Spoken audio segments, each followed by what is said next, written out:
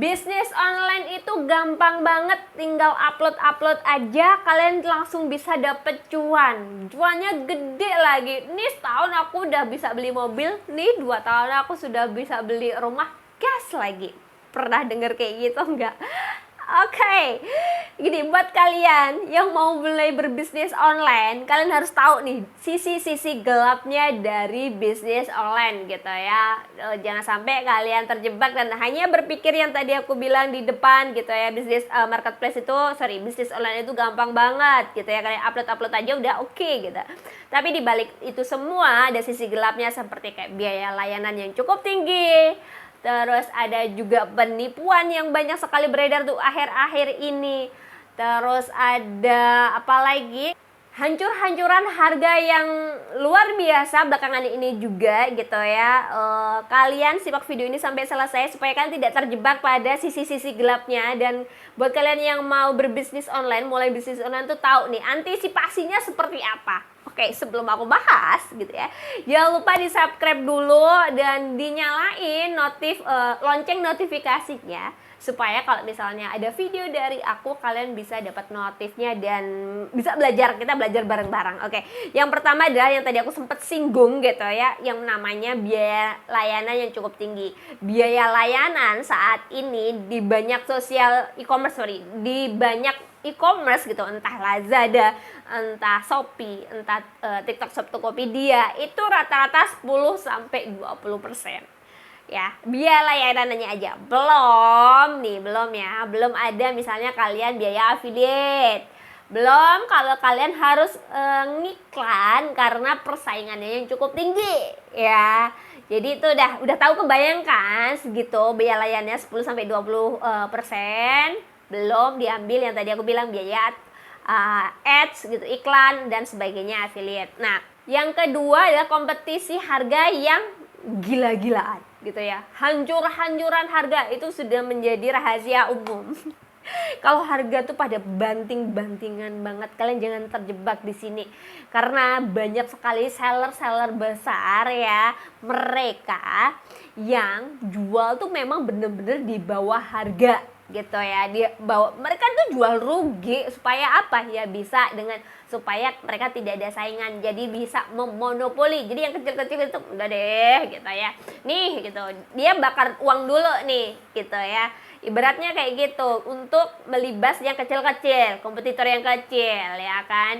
Mereka juga punya duit untuk iklan juga kan, udah harga murah, iklan udah deh ya.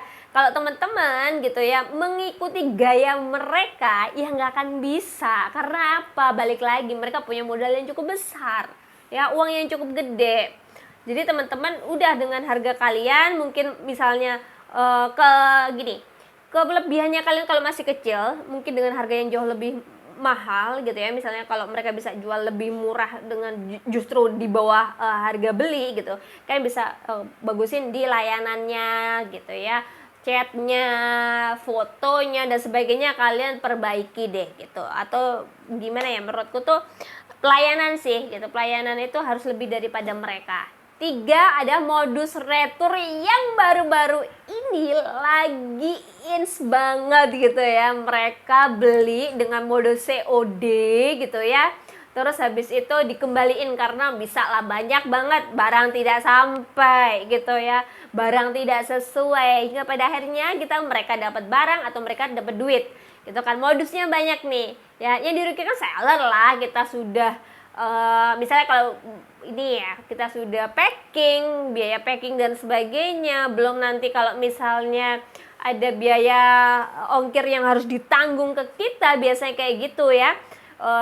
Terus kalau misalnya barangnya itu tidak sesuai yang dikirimkan, misalnya barang yang kita kirim diambil sama dia kirim barang yang tidak sesuai gitu ya. Dan biasanya ini hati-hati banget nih buat admin kalian gitu ya, kalau misalnya ada returan datang tuh di videoin, di unboxing, supaya kalau misalnya ini tidak sesuai kalian bisa klaim ke e-commerce-nya gitu ya. Jadi nanti kalian bisa banding nih bahwa barang yang kalian kirim sama yang kalian terima ketika retur itu berbeda gitu ya. Yang selanjutnya adalah review palsu dan rating palsu. Ini banyak banget. Jadi misalnya kompetitor dan sebagainya gitu ya, beli di tempat kalian.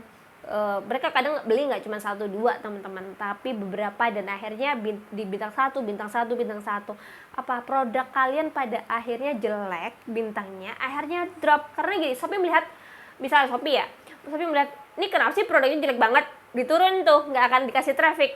Sama di sosial media yang lainnya juga sama, udah rating produknya kalian turun, rating dari tokonya kalian juga turun, jadi ya udah traffic udah turun, udah kalian nggak akan ada di atas. Tuh salah satunya.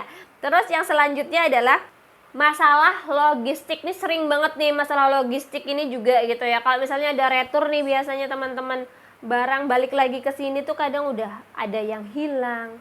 Packagingnya, kalau misalnya kalian packaging pakai kotak, packagingnya jadi rusak, kalian harus nambah packaging lagi.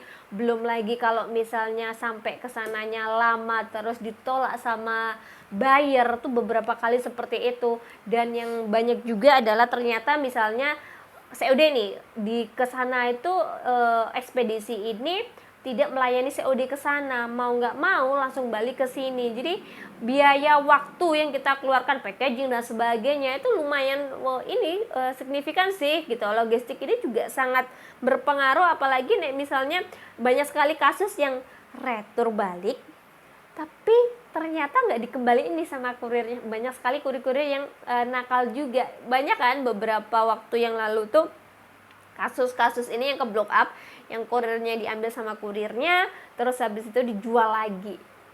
Pernah toh gitu ya. Terus yang selanjutnya adalah ketergantungan kita gitu ya, penjual online gitu, seller ke marketplace atau pihak ketiga. Dan ya itu tadi, mereka dengan biaya layanan naik, mau nggak mau kita harus ngikutin.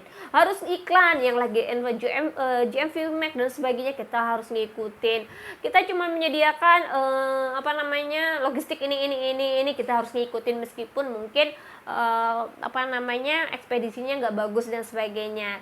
Jadi ya itulah sisi-sisi gelapnya kita kalau kita berjualan online melalui marketplace gitu. Segitu aja dulu video dari aku mengenai sisi-sisi gelap berbisnis online gitu ya. Kalau misalnya kalian mau ada yang ditambahin, mau ngasih kritik dan saran, boleh banget komen-komen di bawah. Bye bye, see you and thank you.